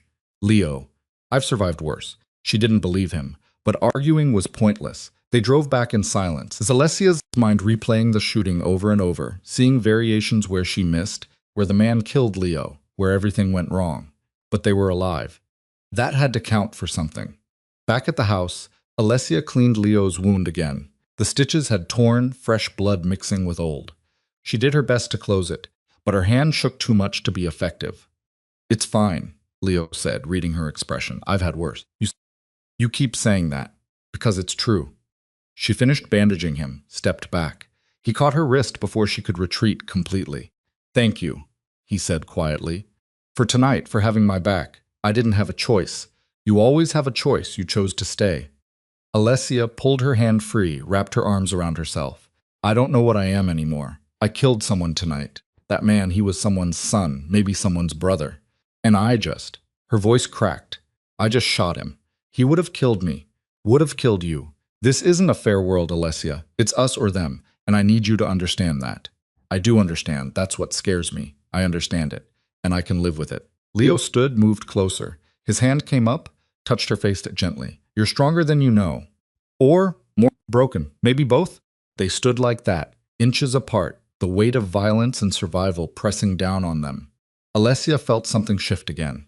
That same charge from earlier, stronger now, sharpened by fear and blood, and the realization that they might not survive the next few days. We should sleep, Leo said, but he didn't move. Yeah, neither of them moved. Alessia, don't. Whatever you're about to say, don't. Why not? Because if you say it, if we acknowledge this, then it becomes real. And I can't. I can't handle that right now. Handle what? Caring about you. About whether you live or die. About what happens when this is over. Her voice was raw, stripped bare. I can't afford to care about you, Leo. Too late. What? It's too late. You already care. I can see it. Alessia wanted to deny it, wanted to build walls, wanted to go back to the safety of anger and distance. But standing there looking at his face in the candlelight, she couldn't lie anymore. Yes, she whispered. I care. Damn you. I care. I care too. That's worse. You caring makes this impossible. Why? Because you're going to die fighting the Russo Syndicate, and I'm going to watch it happen. And I'll have to live with that forever. Leo's hand slid to the back of her neck, pulled her closer. Then we make sure I don't die. You can't guarantee that. No, but I can try. Alessia closed the last few inches between them, pressed her forehead to his. They stood like that, breathing the same air, neither quite brave enough to close the final distance. This is insane, Alessia said. I know. We barely know each other. I know. If we do this, if we cross this line, there's no going back. I know that too. Alessia pulled back slightly, met his eyes, saw her own fear reflected there, mixed with something that looked almost like hope. Then we better make it count, she said, and kissed him. It wasn't gentle, wasn't romantic or soft or any of the things first kisses were supposed to be. It was desperate and raw, tasting of blood and gunpowder and fear. Leo's hands tangled in her hair, pulled her closer. Alessia's fingers dug into his shoulders, careful of the wound, but needing the contact, needing proof that they were both still alive. They broke apart, gasping. Your shoulder, Alessia started. I don't care. He kissed her again, deeper this time, backing her toward the bedroom. They stumbled through the door, hands fumbling with clothes, movements urgent and clumsy. Alessia's shirt came off, then his, revealing the stark white bandage against his skin. We shouldn't. Alessia breathed against his mouth. You're hurt? I'm fine. You're bleeding again. Alessia. He caught her face in both hands, made her look at him. If I'm going to die in the next few days, I want this. I want you. Please. The raw honesty of it broke something inside her. She nodded, unable to speak, and let him pull her down onto the bed. What followed was messy and imperfect and entirely human. They were both damaged, both carrying wounds that went deeper than skin. Leo moved carefully, grimacing when he put weight on his shoulder. Alessia cried at one point, overwhelmed by sensation and emotion, and the sheer insanity of finding comfort in the arms of a man whose family had destroyed hers. But it was real, more real than anything Alessia had felt in years. Afterward, they lay tangled together, Leo's breathing rough and uneven. Alessia pressed her ear to his chest, counted his heartbeats, tried not to think about how fragile this moment was. I'm sorry, Leo said quietly. For what? For everything. For your mother. For dragging you into this. For being selfish enough to want you when I have nothing to offer. Stop apologizing. I've ruined your life. My life was already ruined. You just gave me a different kind of ruin. Alessia traced patterns on his chest, careful of the bandage. Besides, I chose this. I chose to stay. Chose to help. Chose this. You don't get to take that away by claiming it's all your fault. You're 20 years old. You should be in university living a normal life. Normal died when I was 7. Stop trying to give me something I never had. He was quiet for a long time. Then what do you want, if you could have anything? Alessia thought about it. A year ago, the answer would have been simple. Safety, stability, a life without fear. Now lying in the arms of a man who was equal parts salvation and damnation, she didn't know anymore. I want the truth, she said finally. About my mother, about the fire, about everything that happened. I want to know the whole story, not just the pieces you've given me. Alessia, you asked what I want. That's it. The truth. Leo's arms tightened around her. All right, but not tonight. Tonight, we just exist. Tomorrow, I'll tell you everything. Promise? I promise. They fell asleep like that, wrapped around each other, pretending for a few hours that the world outside didn't exist. Elena woke to gray dawn and cold sheets. Leo was gone. She sat up, heart racing, looking around the empty room. His clothes were gone, too, and the guns they'd brought back from the warehouse. No! Elena threw on clothes, ran to the kitchen. Empty. The living room. Nothing. She checked every room in the house, finding them all vacant before spotting a piece of paper on the kitchen table. The handwriting was neat, controlled, devastating. Alessia, forgive me. Last night I made a promise I can't keep. The truth would only hurt you more, and you've been hurt enough. I've gone to finish this. The Russo Syndicate, the police, all of it. By the time you read this, it will be over one way or another. Don't follow. Don't try to find me. If I survive, I'll come back. If I don't, you're free. The house is yours. The money in the accounts is yours. Everything. Teresa knows how to access it. You were right that I was protecting you out of guilt. But what happened last night had nothing to do with guilt. That was real. Maybe the only real thing I've had in 20 years. Thank you for seeing me as human, even when I didn't deserve it. Leo Alessia read it 3 times, hand shaking, rage building with each pass. The bastard had left, had taken her choice away, made decisions for her, like she was a child who couldn't handle the truth. She crumpled the note, threw it across the room, then grabbed her jacket and keys and ran for the car. She didn't know where he'd gone, but she could guess. The Russo Syndicate had a main compound in the city, heavily guarded, effectively a fortress. If Leo was ending this, that's where he'd go, straight into hell, alone on a suicide mission that he'd framed as protection. Alessia drove too fast, taking curves that made the tires scream. The sun rose as she drove, painting the sky in shades of blood and fire. Her phone rang. She glanced at the screen. Teresa, where is he? Alessia demanded, answering. On his way to the Rossi compound. Alessia, you need to stay away. Like hell I do. He's trying to protect you by getting himself killed. No. Tell me how to get there. Teresa was quiet for a long moment. Then she gave directions, her voice tight with fear. If you go there, you'll likely die. 2. Then I die, but I'm not letting him do this alone. She ended the call, followed Teresa's directions into the city. Morning traffic was building. People heading to work, to school, to normal lives that felt like they belonged to a different universe. The Rossi compound was in the old industrial district, surrounded by high walls and guards. Alessia parked 3 blocks away, checked the gun Leo had left behind. He'd taken most, but not all. 1 pistol, mostly full magazine. She'd have to make it count. Alessia approached on foot, staying to the shadows, using everything Leo had taught her. The main gate was heavily guarded, but there was a service entrance on the east side, partially hidden by overgrown bushes. She got within 50 feet before someone spotted her. Hey, stop! Alessia ran, bullets chewing up pavement behind her. She made it to the wall, found a drainage pipe, started climbing. Her arms screamed, but she kept going, hauled herself over the top, dropped into the compound. More shouts, more gunfire. She ran toward the main building, saw bodies already on the ground. Leo had been here, was maybe still here. The front door hung open, splintered from forced entry. Alessia slipped inside, gun raised, every sense screaming. The interior was chaos. Bodies in the hallway, blood on the walls, the sharp smell of cordite thick in the air. Alessia followed the trail of destruction deeper into the building, her heart hammering so hard she thought it might burst. Voices ahead. Angry, frightened, she crept closer, peered around a corner. Leo stood in a large office, surrounded. 5 men, all armed, all pointing weapons at him. He looked terrible, his shirt soaked with blood, face pale, gun steady despite everything. You're done, Moretti, one of them said. Alessia recognized him from photos. Antonio Rossi, the Russo Syndicate boss. You've killed 20 of my men, destroyed my operations. And for what? A girl. She was never yours to take. Everything's mine to take. That's how this works. Rossi smiled cold and cruel. I'm going to enjoy making her scream. Going to make it last days, and you'll die knowing you failed to save her. Leo's finger tightened on the trigger. You'll never touch her. I already have men looking. She'll be found within the hour. That's when Alessia stepped into the room, gun raised. No, you won't. Every head swiveled toward her. Leo's expression went from shock to fury to resignation in the space of a heartbeat. Alessia, get out of here, he said, voice deadly calm. No, this isn't your fight. Yes, it is. It's been my fight since the day your family killed my mother. Rossi laughed. Well, this is convenient. Now I don't have to hunt you down. He gestured to his men. Take her. 2 moved toward Alessia. She shot the first without hesitation, watched him drop. The second dove for cover, firing wild. Alessia ducked behind a filing cabinet as the room erupted into chaos.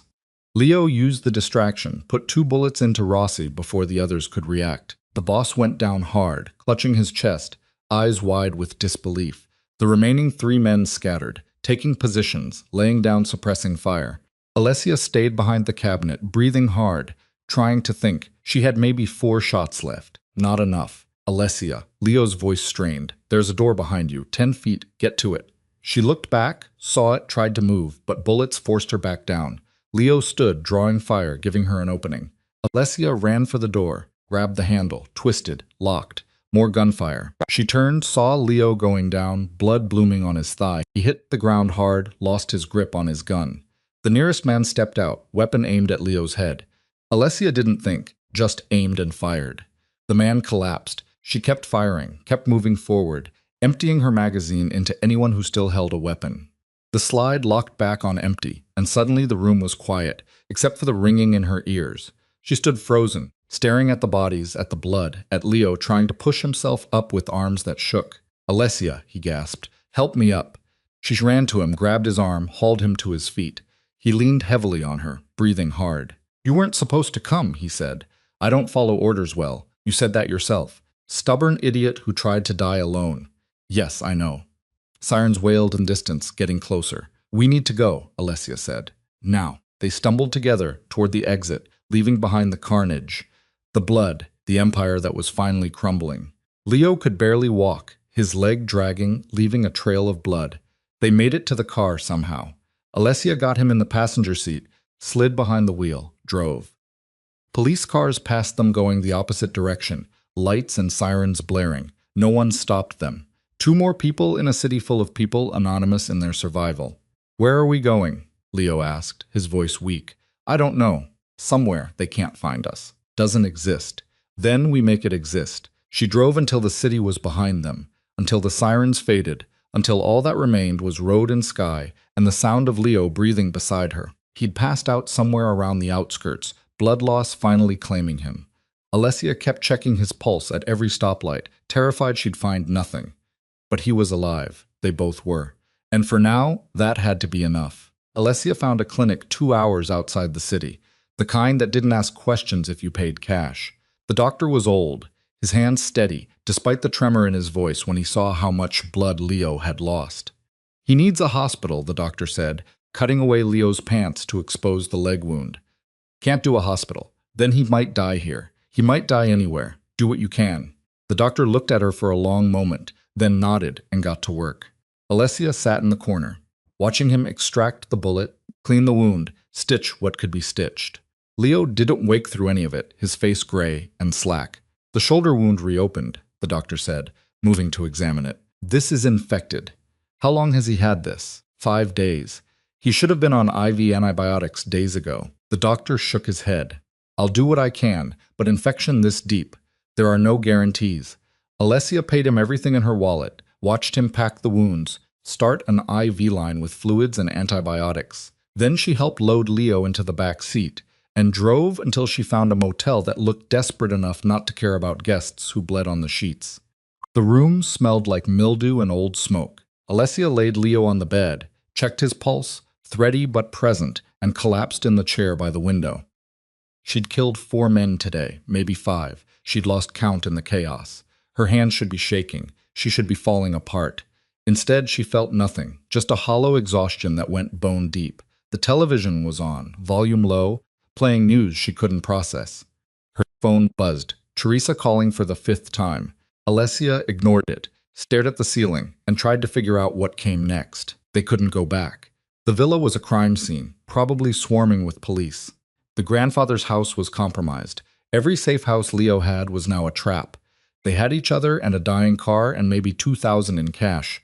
It wasn't enough, but it would have to be. Leo woke sometime after midnight, disoriented and in pain. "Where?" He tried to sit up, gasped, fell back. "Motel, we're safe." "Lie still." "Burned."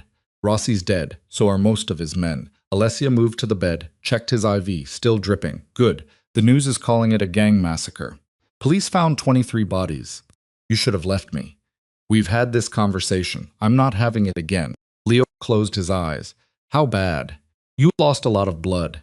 The doctor said the infection might kill you before the wounds do. So there's that to look forward to. Always the optimist. I learned from the best." A ghost of a smile crossed his face, then vanished. "I'm sorry for leaving you at the house. For trying to die alone, like an idiot. Yes, you should be sorry. Alessia sat on the edge of the bed. You wrote me a letter, a goodbye letter, like I was some character in your tragic ending. I wanted you safe. I wanted you alive. Guess we're both disappointed. He opened his eyes, looked at her. Really looked. You came anyway. Of course I did. Why? Alessia thought about lying, about deflecting, then decided he deserved the truth, even if it was messy and complicated and made everything harder. Because somewhere between you forcing me into marriage and teaching me to shoot, I stopped seeing you as the man who destroyed my life and started seeing you as just a man. A broken, damaged man trying to fix things he can never fix. And I couldn't let you die without telling you that. Leo's hand found hers, squeezed weakly. That's a terrible reason. I know, we have no future, Alessia. Even if I survive this, we're fugitives now. The police, the Russo syndicate who are left, everyone will be hunting us. Then we run. For how long? As long as it takes. That's not a life. It's more than we had yesterday. Alessia threaded her fingers through his. Stop trying to make me walk away. I'm here. I'm staying. Get used to it. He studied her face in the dim light from the TV. You've gotten harder. You needed me to be. I needed you to be safe. Same thing, apparently. Leo closed his eyes again, but he didn't let go of her hand. Alessia sat there, feeling his pulse against her palm, counting the seconds between breaths. He fell asleep, still holding on. 3 days crawled by in that motel room. Alessia changed Leo's bandages, monitored his fever, kept him hydrated. The infection fought the antibiotics, climbing and falling in waves that left him delirious and shaking. On the second night, he woke screaming about the fire, about bodies burning, about his brother's face as Leo pulled the trigger. Alessia held him through it, whispered things she didn't remember later. Just sounds meant to anchor him to reality. I killed him, Leo gasped, clutching her arms. Put the gun to his head and pulled the trigger. He was my brother and I killed him. I know, he begged. Said it was an accident. Said the fire wasn't supposed to spread that far, and I killed him anyway because he murdered my mother because he was weak. Because he made me weak by association. Leo's eyes were unfocused, seeing something Alessia couldn't. I told myself it was justice, but it was just revenge. Does it matter? Yes, justice has rules. Revenge is just anger with a body count. Alessia didn't know what to say to that, so she just held him until the fever pulled him under again, back into nightmares she couldn't follow. By the 4th day, the fever finally broke. Leo woke cleared, the infection retreating under the sustained assault of antibiotics. He was weak, shaky, but alive. We need to move, he said, watching Alessia count their remaining cash. Can't stay here much longer. Where would we go? North, across the border. I have contacts in Switzerland, people who owe me favors, and they won't turn us in. They might, but it's better odds than staying here. Alessia finished counting, 1,800 left. Not enough for bribes, not enough for new identities, barely enough for gas and food. We're going to need money, she said. There's an account offshore under a false name. Teresa has the access codes. You trust her? With my life, which is apparently worth less every day. He pushed himself up, wincing. Call her. Get the information. We'll need it to disappear properly. Alessia made the call from a payphone outside, Teresa answering on the first ring. Alessia, thank goodness we've been so worried. We're alive barely. Leo needs the access codes for the offshore account. Teresa rattled off numbers and passwords that Alessia scratched onto a napkin. Then quieter. The police came to the villa, took everything. They're saying Leo is responsible for 30 murders. Maybe more. He didn't kill 30 people. Does it matter? They're building a case. And the Russo syndicate, what's left of them? They've put a price on both your heads. 2 million for information leading to your capture. Alessia's hand tightened on the receiver. So, we can't come back. Not unless you want to die. Or worse. Teresa paused. There's something else. Papers came yesterday. Legal documents. Leo had his lawyer file them weeks ago before the attack. What kind of papers? Divorce papers already signed by him, notarized. All you need to do is sign and file them. You'd be free legally, no longer his wife, no longer tied to any of this. The world tilted slightly. Alessia leaned against the phone booth processing. He filed for divorce. He wanted you to have an out, a way to walk away clean if anything happened to him. When were you going to tell me? He asked me not to, said you'd refuse. He was right. Alessia crumpled the napkin with the account codes. I'm not signing them. Alessia, I'm not signing them. Teresa, Tell the lawyer to destroy them. You're choosing to stay legally bound to a wanted criminal. I'm choosing to stay with the man I love. There's a difference." The words escaped before Alessia could stop them, and hearing them out loud made them more real, more terrifying. She loved him.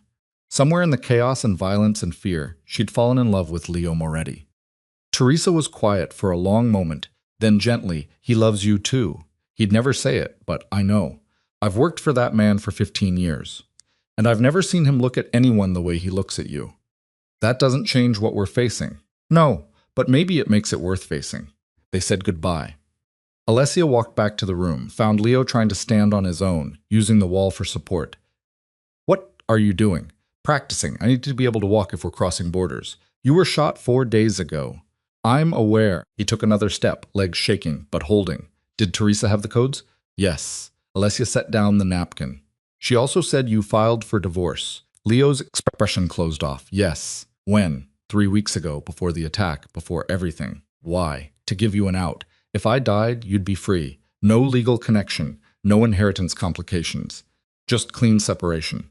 Alessia crossed her arms. "And you didn't think to discuss this with me?" "It wasn't up for discussion. I'm your wife." "It's absolutely up for discussion." "On paper, maybe. But this marriage was never real." "Don't." Alessia's voice cut like glass.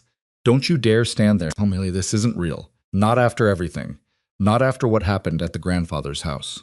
Leo looked away. "That was a mistake."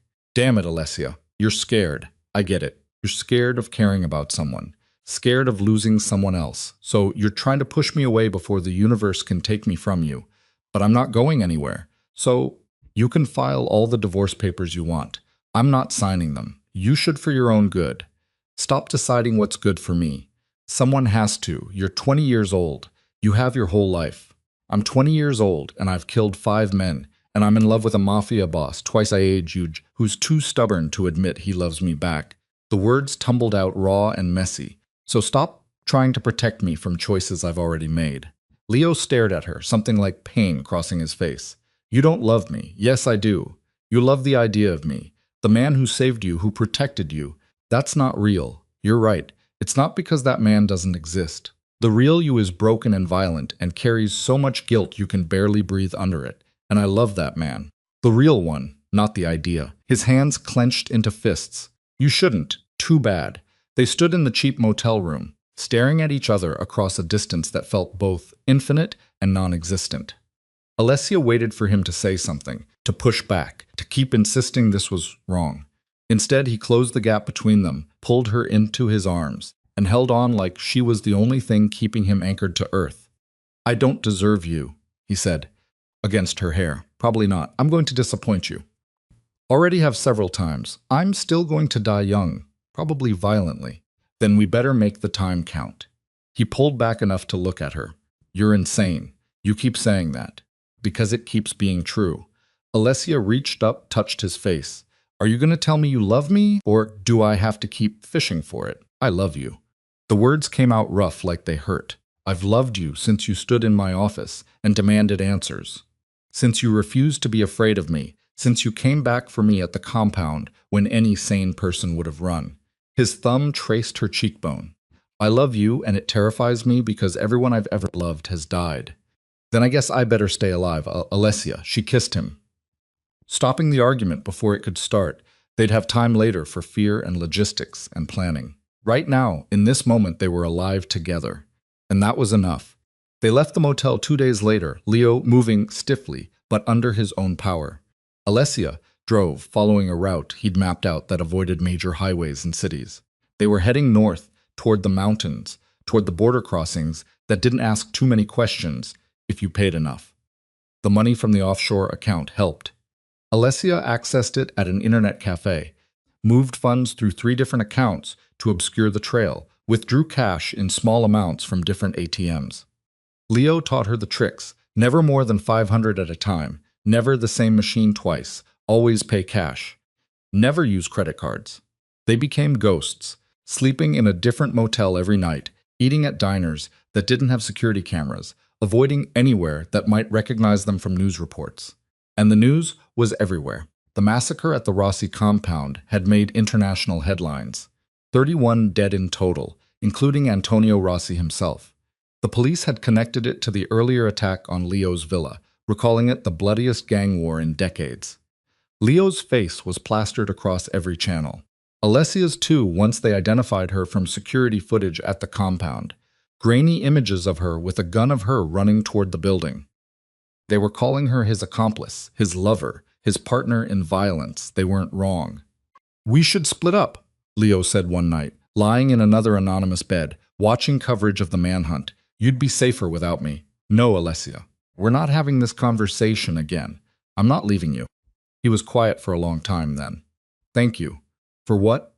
"For being too stubborn to give up on me." Alessia turned to face him in the dark. "Someone has to be. You've given up on yourself. Can you blame me?" "Yes. You're still alive. That counts for something." "Does it?" "It does to me." They crossed the border 3 weeks after the compound. A small checkpoint in the mountains, manned by a single guard who looked at their false passports for all of 5 seconds before waving them through. Either he didn't care, or the bribe Leo had sent ahead had worked. Switzerland welcomed them with cold air and indifferent mountains. They drove to a small town near Lucerne, checked into a hotel under names that belonged to people who didn't exist. "Now what?" Alessia asked, staring out at the lake. "Now we disappear completely. New names, new histories, new lives. And do what? Whatever we want within reason. Can we do that? Just stop?" Leo came to stand beside her. "We can try." But trying, it turned out, was harder than either of them expected. The first month was the worst. Every knock on the door made Alessia jump. Every stranger who looked too long made her hand drift toward the gun she kept in her jacket. Sleep was fractured, full of nightmares about the compound, about blood, about watching Leo die over and over. Leo wasn't better. He woke gasping some nights, clutching his shoulder where the bullet had entered. Other nights, he couldn't sleep at all, just paced their small apartment like a caged animal. "This is impossible," Alessia said one night, finding him standing at the window at 3 a.m. "We can't live like this." "I know. So what do we do?" "I don't know." They stood together in the dark, two people trying to figure out how to live with the choices they'd made. The answer came from an unexpected source. Alessia was at a cafe reading a local newspaper when she saw the article. A shelter for domestic violence survivors was closing due to lack of funding. The director was quoted saying she hated turning away women who needed help. Alessia stared at the article for a long time, then took it home and showed Leo. "What am I looking at?" he asked. "A purpose? I don't understand. You spent 25 years building an empire on violence. What if you spent the next 25 tearing that down? Building something that actually helps people?" Leo looked at her like she was speaking another language. "You want me to fund a women's shelter. I want us to fund it. And not just one, as many as we can. Use the money you made from crime to undo some of the damage. That's insane. Yes, but so is everything else we've done." Alessia sat beside him. "We can't go back, can't undo the past. But maybe we can build something different going forward. Something that means the last 25 years weren't completely pointless." He studied her face, and she saw him turning it over, looking for the trap, the flaw in the logic. Finally, he nodded. "All right, let's try." They started small, an anonymous donation to keep the shelter open. Then another to a food bank, a third to a legal aid organization. Alessia handled the money, moved it carefully, made sure nothing could be traced back to them. Leo did the research, found organizations that needed help, vetted them to make sure the money would be used properly. He threw himself into it with the same intensity he'd once applied to violence, and Alessia watched something shift in him. The guilt didn't disappear. It never would, but it found an outlet that wasn't self-destruction. Months passed, a year. They were still looking over their shoulders, still jumped at unexpected sounds. But slowly, carefully, they built something like life. Alessia learned French, then German, got a job at a bookstore that didn't ask too many questions. Leo worked remotely for a consulting firm, using his business knowledge to help legitimate companies. Hiding behind layers of anonymous accounts and VPNs, they moved twice more, chasing safety, never quite finding it. But they found each other over and over in the quiet moments between fear. "Do you regret it?" Alessia asked one night. 2 years after crossing the border, they were in a different apartment, a different city. But the question was the same. Regret what? All of it. The violence, the way everything ended. Leo thought about it. "I regret the violence." I regret the people I hurt, the lives I destroyed. I regret that it took me 50 years to realize there was a better way. Oh, he looked at her. But I don't regret you. I don't regret choosing to protect you, choosing to leave that life, choosing to build this one, that I'd do again. Even knowing how hard it would be, especially knowing that. Alessia leaned against him, feeling his heartbeat steady and strong. They'd survived. Against all odds, against all logic, they'd survived. But survival, Alessia was learning, was just the beginning. The real work was figuring out how to live. Then 3 years after they'd crossed the border, everything changed again. Alessia was walking home from work when she saw him. Just a glimpse. A man in a car parked across the street watching her building. She wouldn't have noticed except for the way he held himself. Alert, professional, too interested. She kept walking, circled the block, came back from a different direction. The car was still there. Different angle, same man. Her heart kicked into overdrive. She called Leo from a payphone. "We've been found," she said without preamble. "Are you sure?" "There's a man watching our building. Professional. Could be police. Could be something else." Silence on the other end. "Don't go home." "Meet me at the station. We're leaving now." Alessia spent the next hour gathering everything she could carry, staying off main streets, checking constantly for followers. She made it to the train station, found Leo waiting with 2 bags and tickets, to somewhere she couldn't pronounce. They boarded without speaking, found their seats, and watched the city disappear behind them. "How did they find us?" Alessia asked once they were moving. "I don't know. We were careful. Not careful enough. Apparently not." Alessia stared out the window, feeling the fragile peace they'd built crumbling. "We can't keep running forever." "I know. So, what do we do?" Leo took her hand. "We keep going as long as we can. And when we can't anymore," he paused, "we make a choice." "What kind of choice?" "Whether to keep running or to stop to face whatever is coming."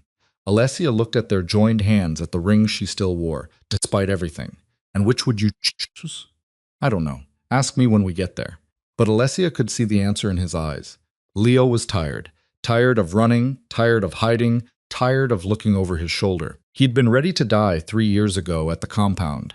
Some part of him was still ready, and that terrified her more than any pursuer ever could, because Alessia had tasted life, real life, messy and imperfect, but hers. And she wasn't ready to give it up. Not yet. Maybe not ever. Which meant one of them would have to compromise, would have to choose the other's path. And Alessia didn't know if their love was strong enough to survive that choice.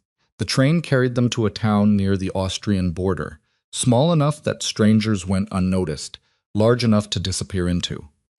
They rented a room above a bakery, paid 3 months in advance with cash, and waited to see if they'd been followed. Days passed. No one came, but the damage was done.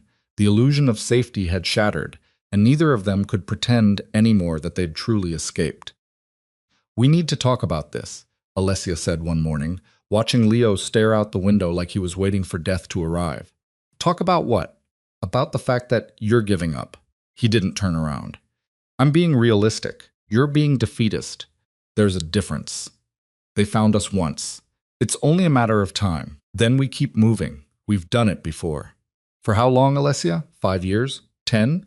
Until we're too old to run anymore?" He finally looked at her. "This isn't living. This is just postponing the inevitable."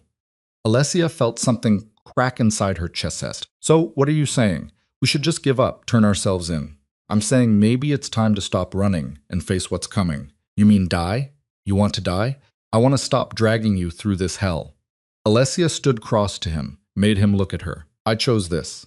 I chose you. Stop trying to make that decision for me. You were 20 years old. You didn't know what you were choosing. I'm 23 now. Old enough to know exactly what I chose, and I'd choose it again." Leo's hand came up, cupped her face. "You deserve better than this." "Maybe, but this is what I have. What we have, and I'm not ready to give up on it. Even if it means running forever, even then." They stood like that, foreheads pressed together, both trying to find a way forward that didn't require one of them to sacrifice everything. The answer came 2 weeks later from Teresa. Alessia had maintained sporadic contact with her over the years, careful messages sent through encrypted channels. This message was different, urgent, marked priority. "Police have closed the investigation. Leo is still wanted, but they've stopped actively searching. The Russo family is destroyed, scattered, most dead, the rest in prison or hiding. You're ghosts to them now. No one is looking anymore. But there's something else. A prosecutor reached out. He's building a case against the old regime. Wants testimony about the violence, the corruption. He's offering immunity in exchange for cooperation. Said Leo's testimony could bring down the last of the network, help victims get justice. It's a choice. Come back and face the past or stay hidden forever. I can't tell you what to do, but I thought you should know the option exists. Alessia read the message 3 times, then showed it to Leo. He stared at the screen for a long time.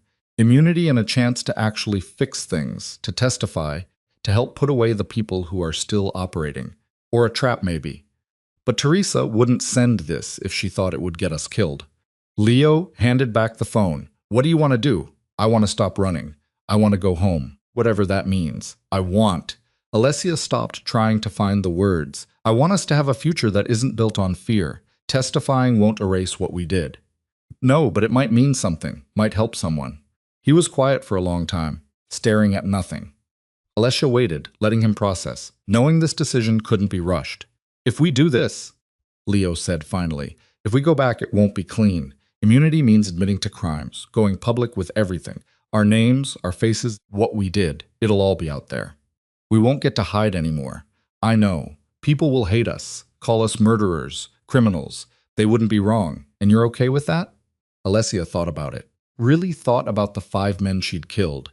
About the lives destroyed by Leo's empire. About the weight of guilt they'd carry forever. Going public meant owning all of it. Facing judgment from a world that wouldn't understand the impossible choices they'd faced. But it also meant the chance to help dismantle what remained of the system. To give testimony that could protect others from the violence they'd lived through, to turn their damage into something useful. Yes, she said, I'm okay with it because hiding hasn't made the guilt go away. Maybe facing it will. Leo pulled her close, held on tight. You're braver than I am. No, I'm just tired of being afraid. They contacted Teresa the next day, began the careful process of negotiating their return. The prosecutor was cautious but interested. Leo's testimony could expose decades of corruption, dismantle networks that still operated in the shadows. In exchange, immunity from prosecution, witness protection if needed. It took 3 months to arrange. 3 months of lawyers and secret meetings, and Alessia watching Leo slowly accept that he might actually survive this, that he might get to live long enough to atone for some of what he'd done. They returned to Italy on a gray morning in October, 4 years after they'd fled. The prosecutor met them at a private location, surrounded by guards and lawyers, everything documented and official. You understand what you're agreeing to, the prosecutor said, laying out papers. Full disclosure of your activities, names and dates and locations. Everything you know about the organization's operations. In exchange, immunity for both of you on all charges except those directly related to the Rossi compound. The compound charges aren't covered? Alessia asked. Those are murder charges. I can't make those disappear entirely, but I can argue self-defense, extreme circumstances. Given the attack on your home, the threat to your life. He shrugged. It's not guaranteed, but I think we can make it work. Leo looked at Alessia, last chance to walk away. Stop asking me that. He signed, so did she, and with those signatures their hidden life ended. They were no longer ghosts. They were witnesses, evidence, testimony that would bring down what remained of the empire Leo had built. The trial took 8 months. Leo testified for 6 days straight, laying out the entire structure of his organization, naming names, providing evidence that had been hidden for decades. Alessia testified for 2, describing the attack, the self-defense, the impossible choice between fighting and dying. The media was brutal.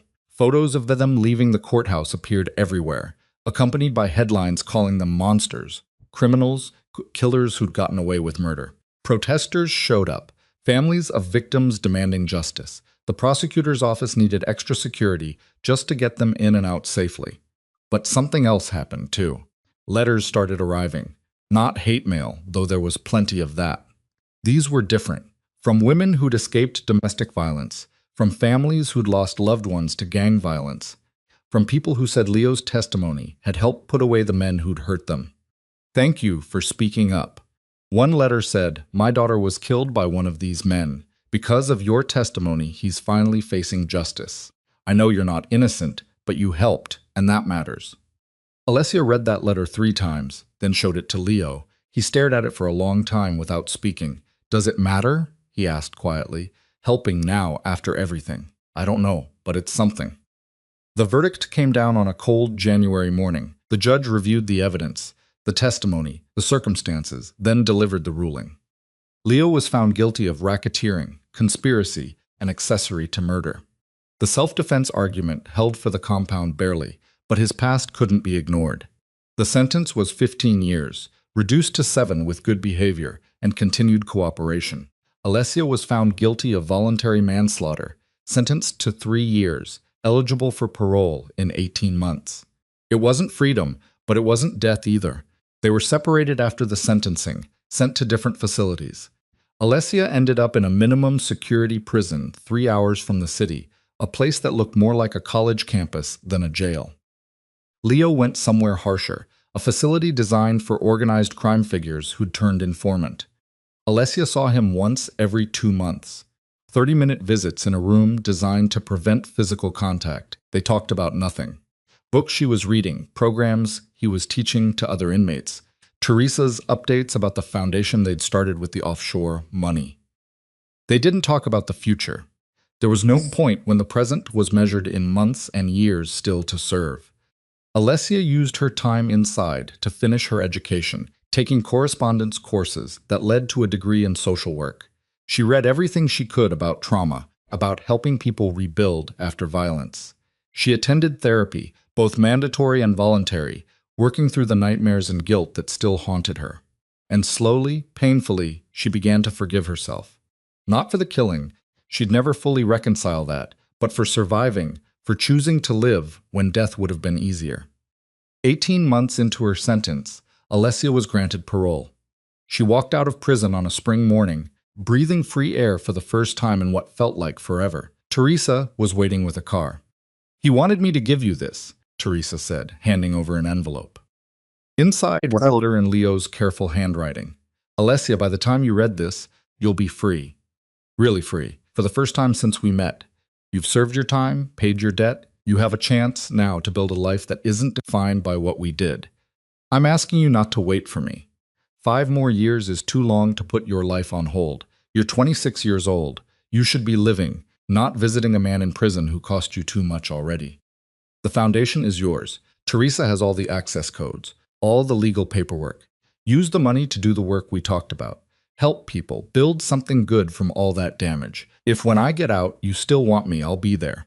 But don't wait. Please live your life. I love you. I always will." Leo Alessia folded the letter carefully, hand shaking. Then she looked at Teresa. "He's an idiot if he thinks I'm not waiting." Teresa smiled. "I told him you'd say that. Where are we going? Wherever you want." Alessia thought about it. "Then show me the foundation. Show me what we've built." Over the next 5 years, Alessia poured everything into the work. The foundation grew from funding 1 shelter to funding 20, then 50. They expanded into legal aid, job training, addiction support. Every program was designed to help people escape the kind of violence that had defined Alessia's life. She visited Leo every month, those 30-minute conversations becoming the rhythm of her life. She watched him age in prison, gray spreading through his hair, new lines appearing around his eyes. But she also watched him change, saw the guilt that had weighed him down begin to ease, not disappear, but transform into something he could carry. "You're doing good work," he said during one visit 3 years into his sentence. "The foundation, the shelters. Your mother would be proud. I hope so. I know so. She spent her life running from violence. You're spending yours fighting it." He paused. "That's better than anything I ever did. You started it. The foundation was your idea. It was your conviction that made it real." Leo leaned forward as much as the rules allowed. "Thank you for waiting, for not giving up on me. Stop thanking me. I'm exactly where I want to be. Visiting your incarcerated husband, building a life with the man I love. The incarceration is just logistics." He laughed, real and warm. It was the first time Alessia had heard him laugh in years. Leo was released on a Wednesday morning in late summer, 7 years after the verdict. Alessia was waiting outside the gates, Teresa beside her, both holding their breath as he walked through processing and into sunlight. He looked smaller somehow, softer around the edges. Prison had worn him down, but it had also stripped away some of the hardness that had defined him. What remained was just a man, tired, damaged, but alive. Alessia ran to him and he caught her, held on like she was the only real thing in the world. "Hi," she said against his chest. "Hi." They stood like that for a long time, ignoring Teresa's camera, ignoring the other families reuniting around them, just existing in the moment together after so long apart. "What now?" Leo asked finally.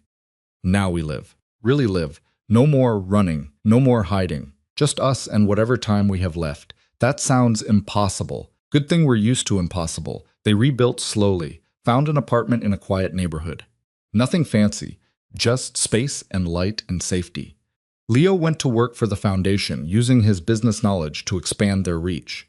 Alessia continued the direct work, meeting with survivors, designing programs, fighting for funding. People recognized them sometimes. Some were hostile, spitting words like murderer and criminal. Others thanked them, said the foundation had saved their daughter, their sister, their life. Alessia learned to accept both responses, understood she'd never be simply good or bad in anyone's eyes. She was both, always, and would carry that complexity forever. 3 years after Leo's release, they were working late at the foundation office when Alessia found something. "Look at this," she said, showing him an application. It was a request for funding from a youth center in the neighborhood where Alessia had grown up. The director's name was familiar. Marco Bianchi's daughter, Alessia's cousin, someone she hadn't seen in over a decade. "Should we fund it?" Leo asked. Alessia thought about Marco, about the way he'd sold her to save himself, about the complicated mess of family and obligation that had started all of this. Her cousin wasn't responsible for her father's choices. And the youth center looked legitimate, designed to keep kids out of the kind of life that had destroyed so many. "Yes," Alessia said. "Fund it, and I want to meet with her." The meeting happened 2 weeks later. Alessia's cousin Sophia was younger than Alessia remembered, nervous and clearly unsure what to expect. They sat in a cafe, awkward silence stretching between them. "I wasn't sure you'd want to see me," Sophia said finally after everything my father did. "Your father's choices aren't yours. Still, I know he hurt you. I'm sorry for that.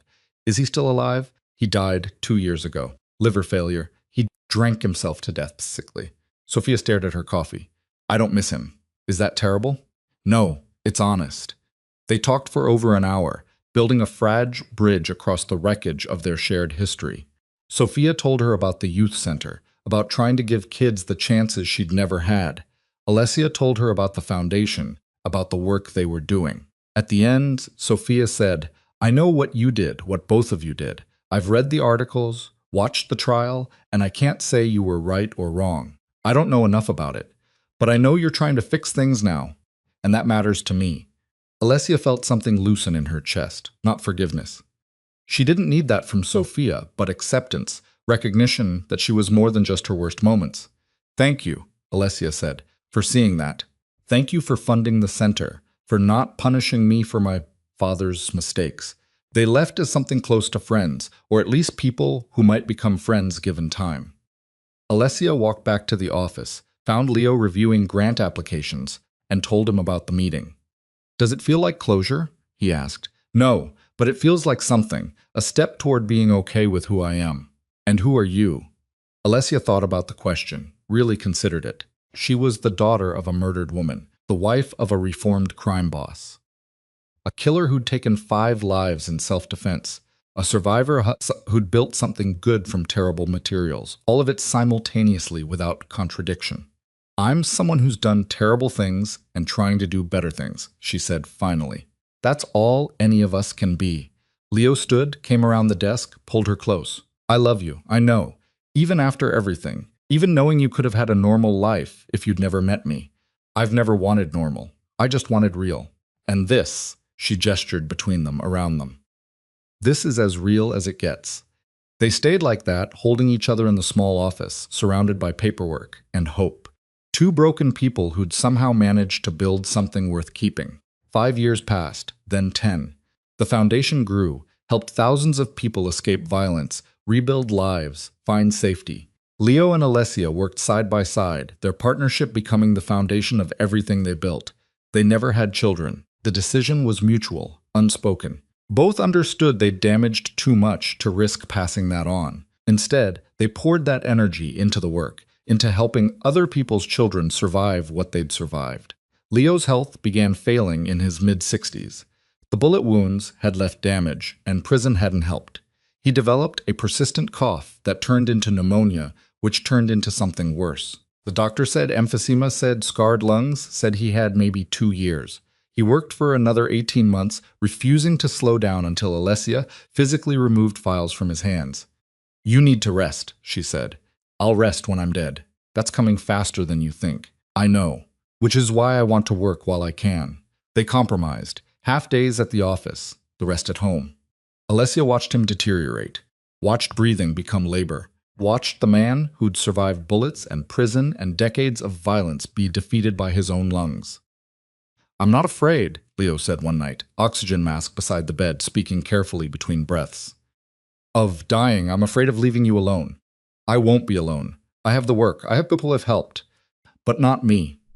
"No, not you." He reached for her hand. "I'm sorry for leaving you to carry this alone. You carried your guilt alone for 25 years. It's my turn to carry something. That's not the same. No, but it's fair." Leo died on a rainy morning in November. Alessia beside him, holding his hand as his breathing finally stopped. He was 67. She was 41. They'd had 16 years together, which wasn't enough, would never be enough, but was more than either of them had expected. The funeral was small. Teresa came, and Sophia and a handful of people from the foundation. No family, because Leo's family was long gone, scattered or dead, or wanting nothing to do with him. Just the people whose lives he'd touched in the end, not the beginning. Alessia stood at the grave, watching them lower his casket, and thought about the impossible journey they'd taken.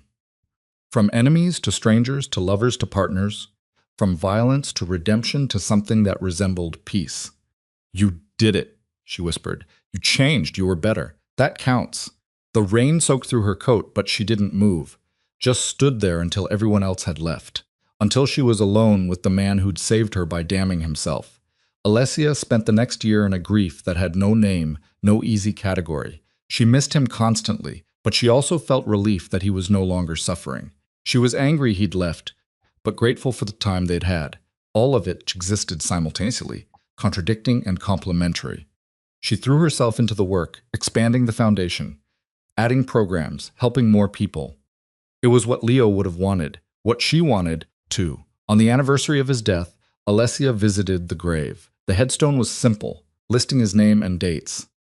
Nothing about what he'd been or done, just that he'd existed, had lived, had mattered to someone. She placed flowers, cheap grocery store roses, because Leo would have laughed at anything fancier, and sat on the wet grass beside the stone. "I'm okay," she said out loud, not caring who heard. "It's hard, but I'm okay. The foundation is thriving. We helped 200 women this year, gave them shelter and legal aid and job training. Sophia's youth center is expanding. Teresa finally retired, said she'd earned rest, and I'm learning how to be just Alessia.